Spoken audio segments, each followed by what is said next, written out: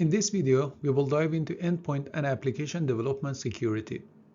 Applications, especially web browsers, are a major source of cyber threats. Since browsers are the primary way users access information, they're a prime target for attackers. One of the most dangerous issues is the zero-day vulnerability, a flaw that has been discovered but not yet patched. These are especially dangerous because attackers can exploit them before defenses are in place. That's why organizations have dedicated security teams who test code throughout the software development lifecycle, from requirements to maintenance. But even with these efforts, delays in patching can leave systems exposed. So, in this lecture, we will explore these challenges and how to address them effectively.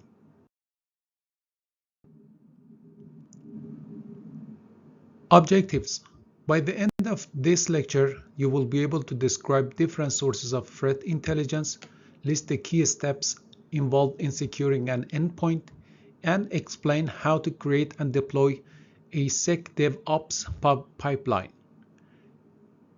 These are essential skills for any cybersecurity professional, and we will break them down in a clear and practical way.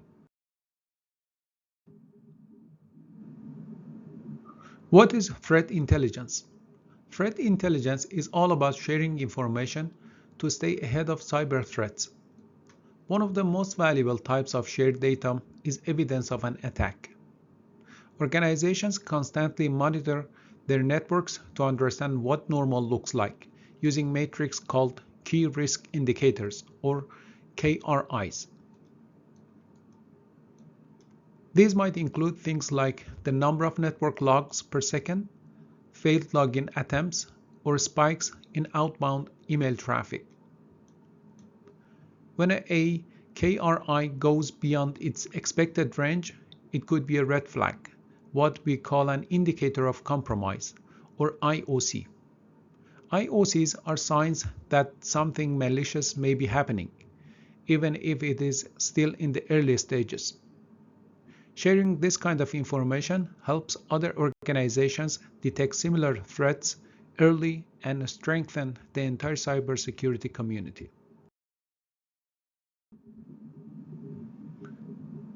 Categories of threat intelligence. Threat intelligence sources generally fall into two categories: open source and closed source. Open source intelligence, or OSINT, refers to information that's freely available and can be shared without restrictions. A great example is the Department of Homeland Security's CISCP program, which enables public-private partnership to share unclassified threat data. CISCP offers services like analyst-to-analyst exchanges, malware analysis, and access to analytical products. To automate this sharing, tools like STIX and TAXII are used. STIX structures the threat data while TAXI securely transports it. On the other hand, closed source intelligence includes proprietary or classified information, typically shared within trusted networks. This type of data is often more sensitive and detailed, but access is restricted to maintain security.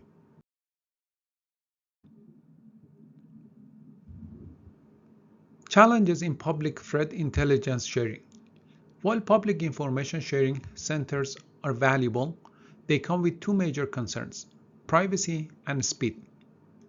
Organizations that have been attacked need to be cautious not to share sensitive or proprietary information when providing details about indicators of compromise. Speed is also essential. Threat data needs to be shared quickly to be useful. That's where automated indicator sharing, or AIS, comes in. AIS enables computer-to-computer communication for real-time threat data exchange. Two key tools support AIS: STIX, which structures the threat data, and TAXI, which securely transports it over HTTPS. Together, they help organizations share intelligence quickly and safely.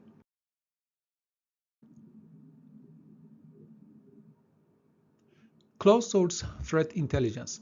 Closed-source intelligence refers to proprietary information that's owned and controlled by an organization. Unlike open-source data, this type of intelligence is shared through private information sharing centers. These centers are selective. Only vetted members who meet specific criteria are allowed to participate.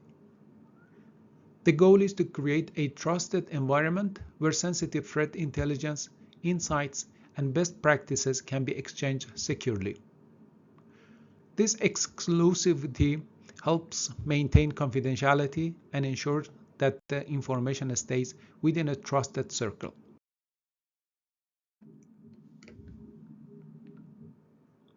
Sources of threat intelligence.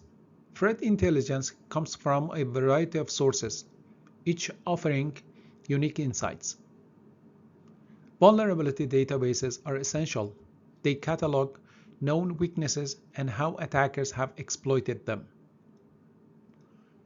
Threat maps provide a visual overview of cyber attacks happening around the world, helping analysts spot trends and hotspots.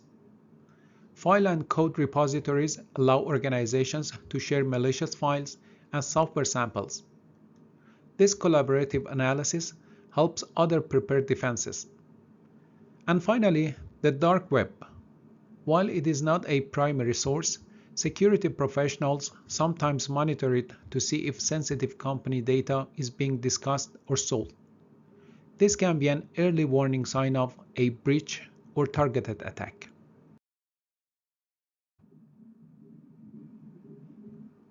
Securing endpoint components. While mobile devices get a lot of attention, personal computers, especially desktops and laptops, are still the backbone of most organizations. In fact, over 260 million computers are sold annually in the United States compared to 160 million smartphones. These machines connect to corporate networks, store sensitive data, and can even be used to launch attacks on other systems. That's why securing them is so important. We focus on three main tasks: ensuring a secure startup, protecting the system from attacks, and hardening the computer to make it more resilient.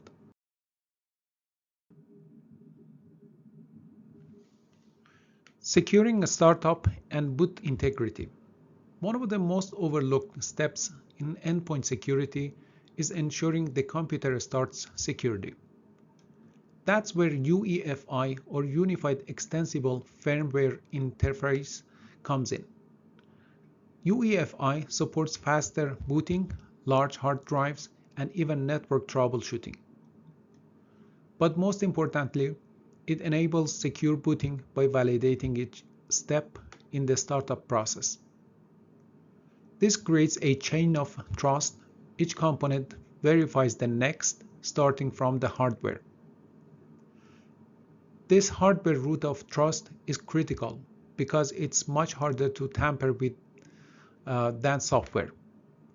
The process is called boot attestation, and it ensures that the system starts clean and secure.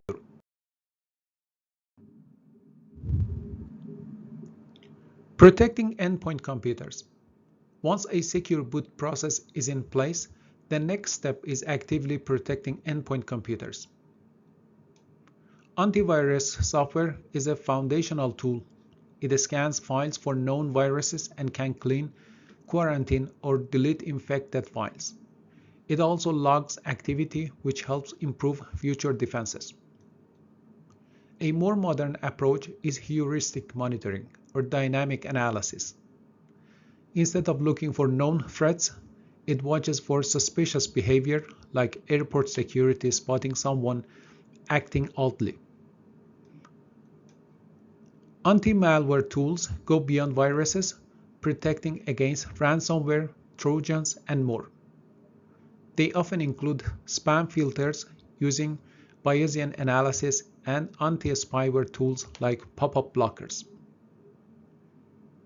Web browsers also play a role in protection, using secure cookies and HTTP headers to ensure safe communication with websites.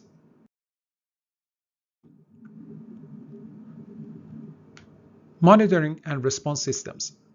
To round out endpoint protection, we need a strong monitoring and response systems. A host intrusion detection system, or HIDS, runs on the endpoint and automatically detects suspicious activity. No need to manually dig through logs.